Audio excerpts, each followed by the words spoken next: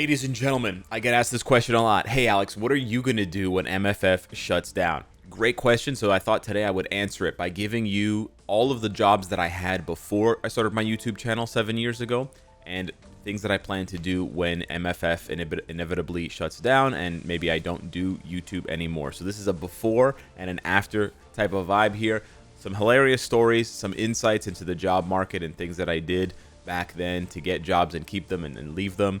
And also some hilarious stories if you stick around. So the first job we find ourselves in, or I found myself in, I was a teenager. I was, my late teens, and I needed some extra money. And I was playing basketball a lot at the time. I was on the basketball team in high school for grade 10, 11, and 12, which is like the last 3 years of high school. And I was pretty good friends with the coach because I had been taking his after-school basketball program and like weekend basketball program since I was about 9, 10 years old. My mom got me into that. And I just really loved basketball, so didn't really take to much other sports. So I became a coach. It was actually really fun. I didn't do coaching for very long, but I really enjoyed it. And honestly, of all the jobs that I had before YouTube, this one is the one that I look back on with the fondest memories. And maybe because I was young and not jaded yet to working and having to make money for a living, but it's just really fun working with kids. It's really fun playing a sport and being active, and it doesn't actually take a lot of prep once you are in the sort of the thick of things. Obviously, you do want to prepare things in advance, and the higher level you go, right, the better you have to be, the more skilled you have to be. So I wasn't training or I wasn't like teaching basketball to like pros or semi-pros or anything like that. We're talking like kids aged like 5, 6, so like very first time touching a basketball type thing, all the way up to like early teenagers, like 12, 13 years old. And again, even for early teenagers, I wasn't teaching, the future NBA stars or anything like that. I'm no basketball pro by any means, but I understand the fundamentals, and I'm a decent teacher and sort of explainer of these types of things. And so it worked out. It worked out really well. That's a horribly creepy photo of Steve Ballmer, the Clippers owner. Anyways, that didn't last very long because I graduated high school and I had to move on to university, and I decided to go to university in a different city. So I'm originally from Toronto, and I decided to go to university in Guelph, which is about an hour drive or an hour and a half drive away. However, before I went to university, I pulled my first stunt, or you could call it a lie, in getting a summer job. So in the summertime between finishing high school and starting university, I went over to a place that doesn't exist in Canada anymore called FedEx Office. And you can see here in this image here for CTV, which is like a news station in Toronto, they were closing all of their stores in Canada.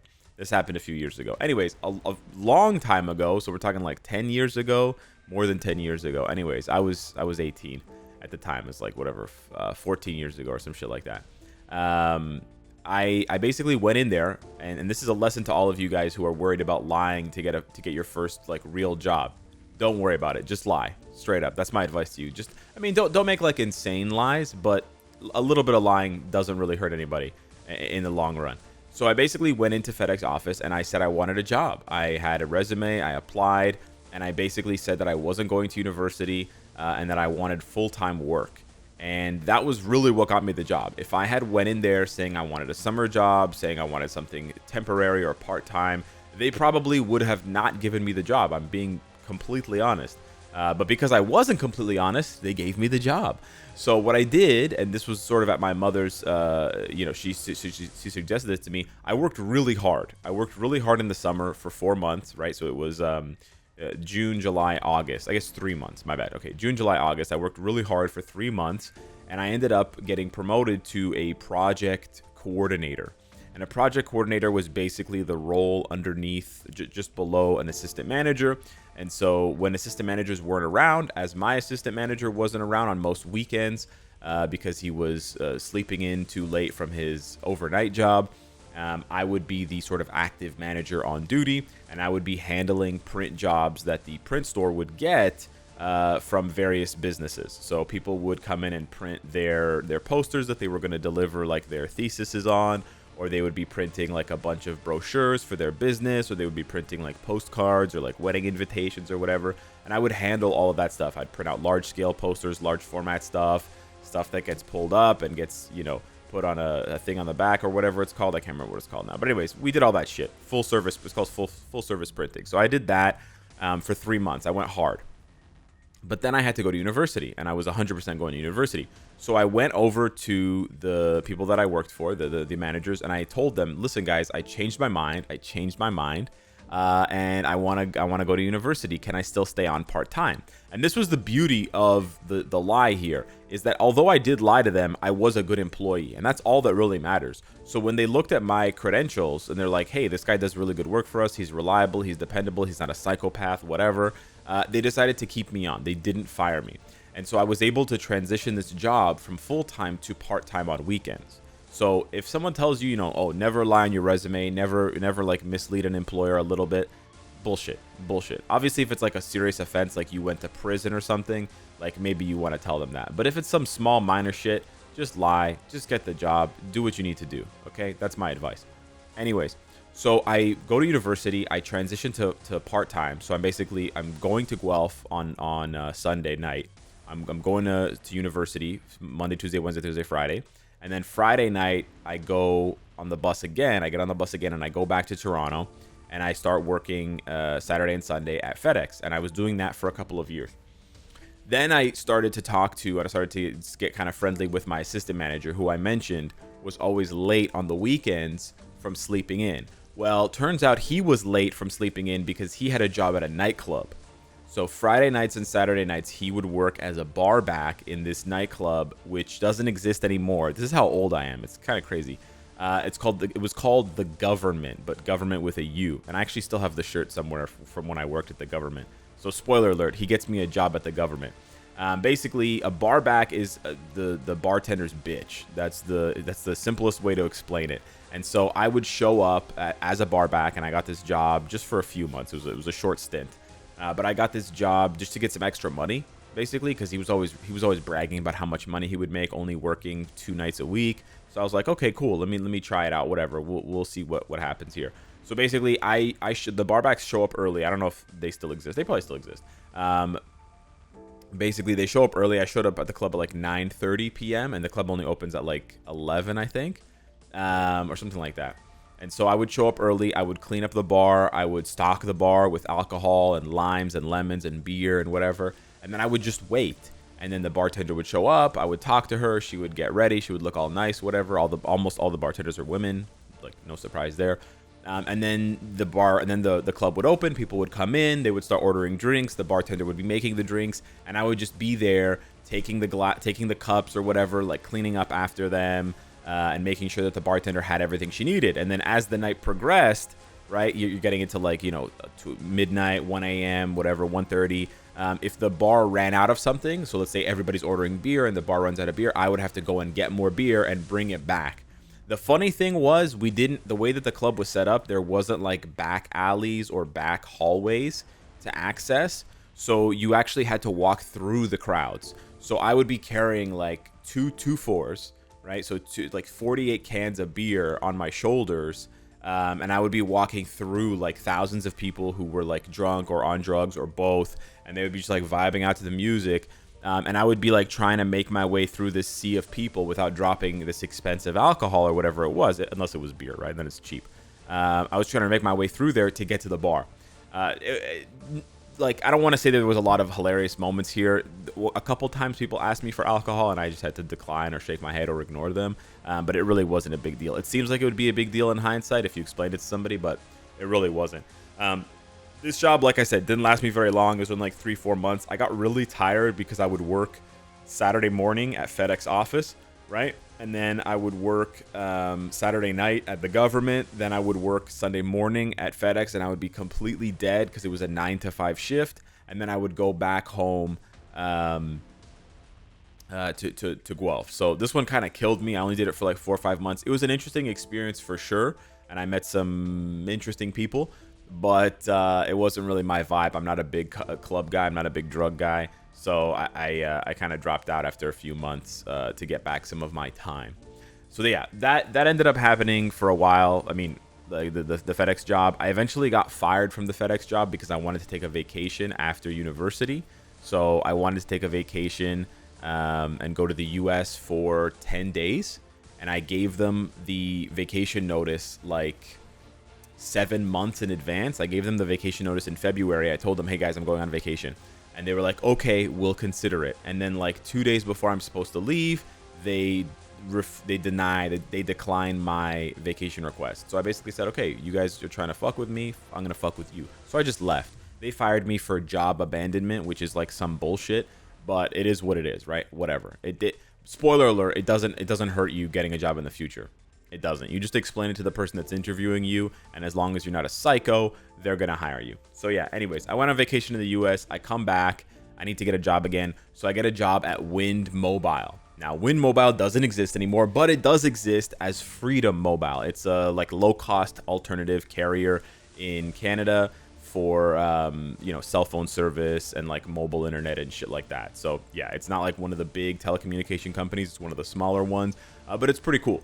So yeah, I worked at Wind for not a very long time. I actually can't remember. I think it was less than a year. I didn't really like it because along with my base pay, I had an incentive to like sell, to get people to sign up for phone plans, to get people to buy phones, to get people to buy cell phone cases and accessories that they didn't necessarily need. And no surprises here, but if you're working for a low cost alternative, your customers don't have a lot of money to spend because you're a low cost alternative to the expensive telecommunication companies, right? Makes sense. So I just didn't like the feeling of trying to trick, and that's honestly what half of the interactions were, trying to trick people who were just coming in to pay their bill or just coming in to ask questions, trying to trick them into spending money that they may or may not have had, right? So I didn't really like the job very much. I didn't excel very much in sales because I was too honest with people about exactly what they needed versus what I thought they needed, aka like the more expensive thing. But it was here at Wind where I met this guy who talked about going to work overseas in Korea. And he gave me this idea, and the original plan was for him and I to go to Korea together. This is actually a pretty funny story. I'm not going to share his name just for like privacy reasons, but basically we both interviewed for the same school, and we both got the job. So we were going to go there together and work together. It was going to be lit. But he liked to smoke weed. And then he got super paranoid. He wasn't like the Bob Marley of weed smoking. He was just like a casual smoker. But anyways, he got paranoid.